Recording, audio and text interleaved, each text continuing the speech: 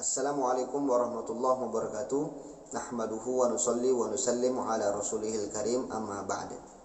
Teman-teman semua, kita sekarang berada di bulan Maulid, bulan kelahirannya Rasulullah SAW, yaitu Rabiul Awal. Yang mana di bulan ini banyak orang-orang Islam yang merayakan hari Maulid atau merayakan hari lahirnya baginda Rasulullah SAW atau Maulid Nabi Muhammad SAW, yang mana biasanya diisi dengan solawat-solawat, diisi dengan pembacaan maulid, pembacaan sejarah Nabi, diisi dengan bacaan Al-Quran, diisi dengan nasihat-nasihat, dan juga diisi dengan sedekah makanan. Dan hal ini sudah berlangsung sejak zaman dulu hingga sekarang. Dan biasanya di setiap daerah itu memiliki adat istiadat yang berbeda-beda sesuai dengan adatnya masing-masing.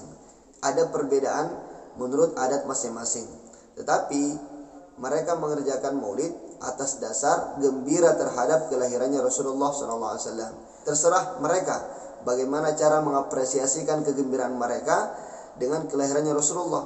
Ada yang kumpul di masjid kemudian mendengarkan nasihat, dibacakan salawat-salawat, dibacakan sejarah Nabi, kemudian setelah itu makan-makan. Ada yang turun di jalan, mereka membuat pawai rame-rame di jalan, atau dengan cara apa saja yang mana itu mengapresiasikan cinta mereka dan kegembiraan mereka terhadap lahirnya Rasulullah SAW. Nah, teman-teman semua, di bulan ini juga orang-orang Salafi Wahabi itu semakin kepanasan, semakin berkoar-koar terhadap perayaan Maulid. Mereka akan sangat kepanasan di bulan ini karena mereka menganggap bahwasanya Maulid Nabi Muhammad SAW ini adalah perbuatan bid'ah yang seharusnya tidak dikerjakan oleh umat Rasulullah SAW. Karena menurut mereka apa yang tidak dikerjakan Nabi itu dilarang juga dikerjakan oleh umatnya. Jadi alasan mereka menolak Maulid adalah yang pertama, karena Maulid ini tidak dikerjakan Nabi. Karena bagi mereka yang tidak dikerjakan Nabi itu adalah bid'ah dan tidak boleh dikerjakan oleh umatnya atau dilarang dikerjakan oleh umatnya. Nah, kaidah seperti inilah yang mereka buat sendiri, yang membuat wawasan mereka itu sempit dan tidak bisa berpikir luas, sehingga wawasan mereka hanya berputar di antara bid'ah dan bid'ah saja.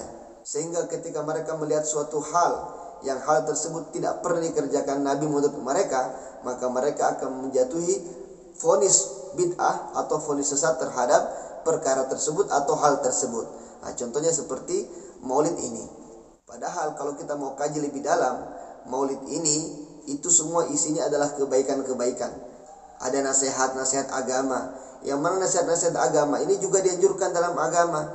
Ada pembacaan ayat suci Al-Quran, ada pembacaan salawat kepada Nabi Muhammad SAW, ada pembacaan sejarah Rasulullah SAW, sehingga yang mendengarkannya itu hatinya itu semakin cinta, semakin gembira terhadap Rasulullah SAW. Kemudian ada doa bersama, kemudian ada sedekah makanan. Kalau kita kaji lebih dalam isi Maulid ini, semuanya adalah isinya kebaikan-kebaikan.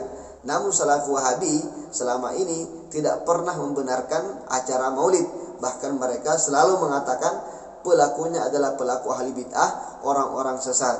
Berarti orang-orang Salafi Wahabi selama ini mereka menyesatkan orang yang memberi nasihat, orang yang bersedekah makanan, orang yang bersalawat, dan orang yang membacakan sejarah Nabi Muhammad SAW. Inilah sempitnya wawasan Salafi Wahabi. Nah, kemudian teman-teman, alasan mereka menolak Maulid adalah karena Maulid kata mereka adalah awalnya itu dibuat oleh orang-orang Syiah Fatimiyah atau Syiah Rafidhah.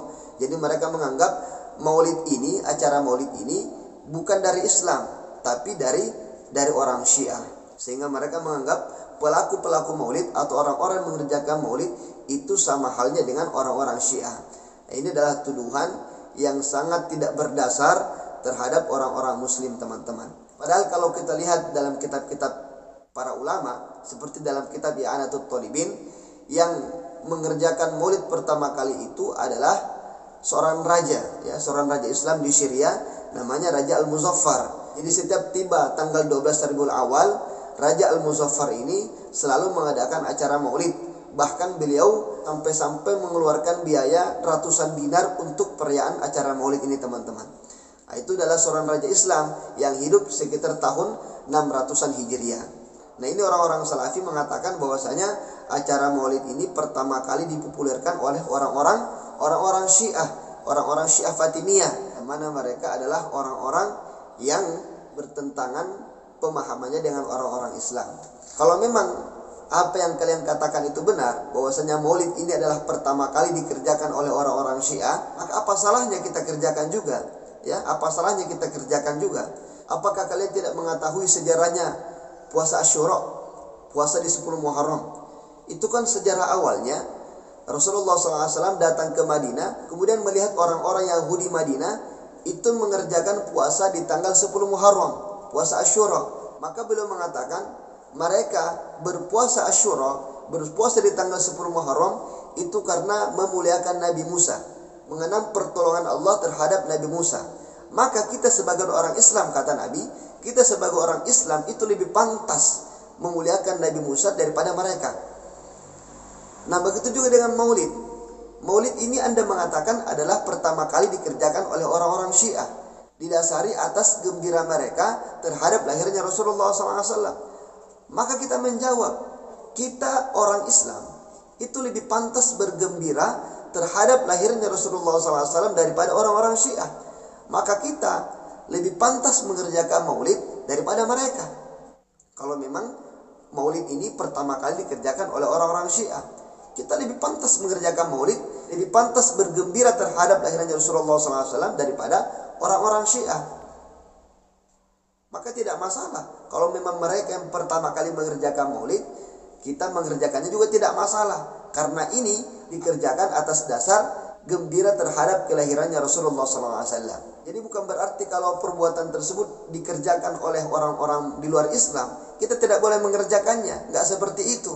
Orang-orang kafir sekarang itu juga mendakwakan agama mereka lewat media sosial. Terus apakah karena mereka mendakwakan agama mereka lewat media sosial terus kita dilarang? Kita nggak boleh mendakwakan agama lewat media sosial? Kan nggak seperti itu. Jadi lihat dulu, kalau memang isinya itu adalah kebaikan-kebaikan, maka boleh kita kerjakan. Tapi kalau isinya itu adalah keburukan, maka kita tidak boleh kerjakan. Walaupun suatu perkara, suatu hal dikerjakan oleh orang bukan Islam, tetapi kalau menurut Islam itu baik, maka kita boleh mengerjakannya. Kalau orang non-Islam yang mengerjakan kebaikan tersebut, jelas mereka tidak akan mendapatkan pahala, karena mereka tidak ada iman. Tetapi kalau orang Islam yang mengerjakan, walaupun sama pekerjaannya, sama-sama kebaikan, tapi kita dapat pahala, karena kita didasari atas iman kepada Allah dan iman kepada Rasulullah. Jadi tidak semua yang tidak dikerjakan Nabi itu dilarang, dan tidak semua yang dikerjakan oleh orang-orang di luar orang Islam itu tidak boleh kita kerjakan. Dilihat dulu, kalau perkara tersebut atau perbuatan tersebut menurut syariat Islam itu dilarang, maka kita haram untuk mengerjakannya. Tapi kalau menurut syariat Islam itu kebaikan dan boleh kita kerjakan, maka itu boleh kita kerjakan.